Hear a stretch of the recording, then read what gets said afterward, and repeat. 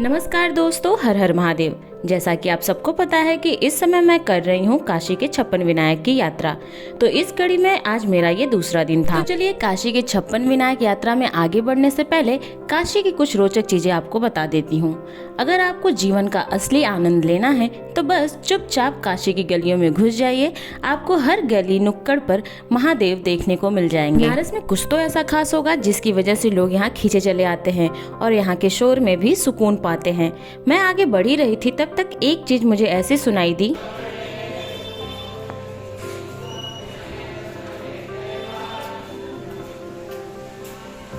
ये और कुछ नहीं, काशी की गलियों में स्थापित वेद विद्यालय संस्कृत विद्यालय हैं, जहाँ पर छात्र और शिक्षक आपस में मंत्रोच्चार करके ऐसे ही पठन पाठन करते हैं। तो चलिए अब बात कर लेते हैं काशी के 56 विनायक यात्रा के अगली कड़ी के बारे में।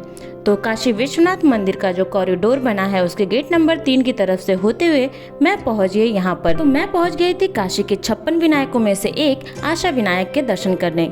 इस स्थान को धर्मकूप के नाम से भी जाना जाता है, जिसके बारे में मैं आपको नेक्स्ट वीडियो में बताऊंगी। अभी बात कर लेते हैं काशी के 56 विनायकों में से एक आशा विनायक की। काशी खंड के पौराणिक कथाओं के अनुसार आशा विनायक के इस मंदिर को सिद्धपीठ माना जाता है और कहा जाता है कि इनकी यात्रा शुभ मानी जाती है।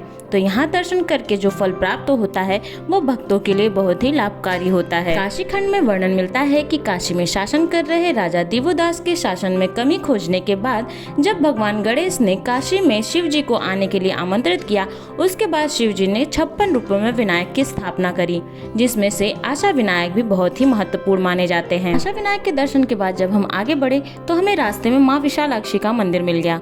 तो बस ये मौका मैंने छोड़ा नहीं और माता रानी के भी दर्शन किए।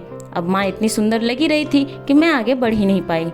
और माँ के दर्शन करने के बाद हम पहुँच गए केदार घाट पर स्थित लंबोदर विनायक यानी कि चिंतामणि विनायक के दर्शन करने। काशी के चिंतामणि विनायक का मंदिर अत्यंत प्राचीन और स्वयंभू है।